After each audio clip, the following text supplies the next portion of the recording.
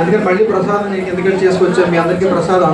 Jai Sriram, Jai Sriram, Jai Sriram.